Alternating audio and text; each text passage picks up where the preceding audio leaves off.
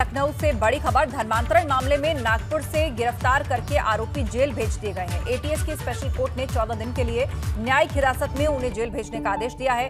प्रकाश कावड़े उर्फ एडम, कौसर आलम और डॉक्टर अरसलान उर्फ भूप्रिय बांदो को जेल भेजा गया है। तीनों को कस्टडी रिमांड पर लेने के लिए आज एटीएस अपनी अर्जी देगी। तो ये तीनों हैं जिनको पकड़ा गया था नागपुर से और अब कोर्ट ने उनको जेल भेजने के आदेश दे दिए हैं।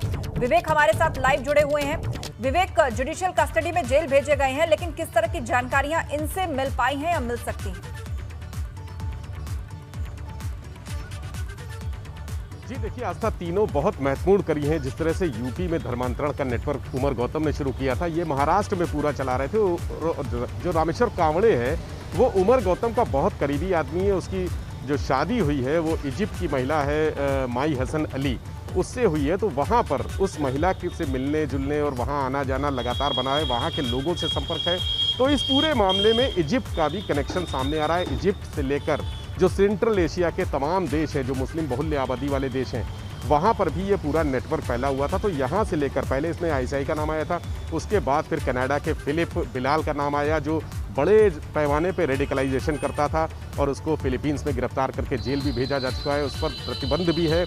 वो दोहा में एक यूनिवर्सिटी चलाता है। तो ये पूरा नेटवर्क यहाँ यूपी से शुरू हुआ, उसके बाद पूरे देश में फैला, उसके बाद पाकिस्तान तक गया, उसके बाद कनाडा और अब इजिप्ट और सेंट्रल एशिया के कई देश इसमें सामने आ रहे हैं। और जो कावड़े हैं वो खास तौर पे सबसे मेन मुख्य आदमी था महाराष्ट्र में। पूरे महाराष्ट्र में कन्वर्जन के लिए वही पूरा लोगों को प्रभावित करता था, लोगों को बरगलाता था, रेडिकलाइज करता था। इसके अलावा जो दो लोग और पकड़े गए हैं, जिसमें भूप्रिय बंधु है, डॉक्टर अरसलान के नाम से वो फेमस है, वो हिजामा थेरेपी का डॉक्टर था। हिजामा थेरेपी एक जो कप लगा के जो शरीर के विषाक्त चीज़ों को बाहर निकालते हैं, सक करके निकालते हैं, वो एक थेरेपी होती है। वो उसका डॉक्टर था। उसी थेरेपी के नाम पर जो उसके क्लिनिक थे, वहाँ आने वाले लोगों से संपर्क करता था और उनको चिन्हित करता था कि कौन लोग धर्म परिवर्तन करा सकते हैं, कौन लोग ऐसे लोग हैं जो सॉफ्ट हैं, जिनको उनके धर्म के मूल धर्म के प्रति बरगलाया जा सकता है, भड़काया जा सकता है। इसी तरह तीसरा जो झारखंड का पकड़ा गया है कौशर आलम, वो बीज कारोबारी है और बीज कारोबार उसका कई राज्यों में फैला हुआ था। तो ये तीनों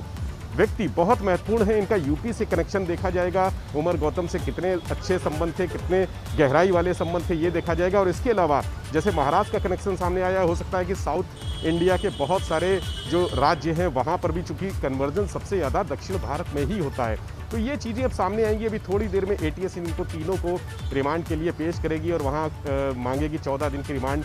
कोशिश की जाएगी कि इनकी हासिल हो सके, क्योंकि तीनों को बैठा के आमना सामना कराया जाएगा। अभी तो तीनों जेल में है। जब एटीएस की रिमांड पर आएंगे तो एटीएस के मुख्यालय इनको ले जाया जाएगा, वहाँ पर इन तीनों का आमना सामना कराया जाएगा।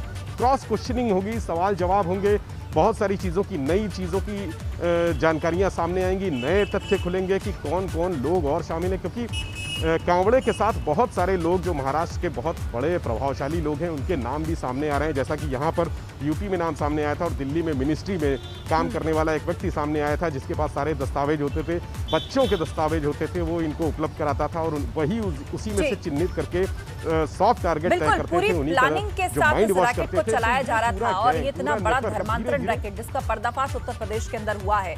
अब ये देखा जा रहा है कि इसकी कड़ियां कहां से जुड़ी हुई हैं और एक एक करके उन सभी मॉड्यूल जो इसके द्वारा चलाए जा रहे थे, उन सबको बेनकाब करने का काम अब शुरू हो चुका है। बहुत शुक्रिया विवेक जानकारी के लिए।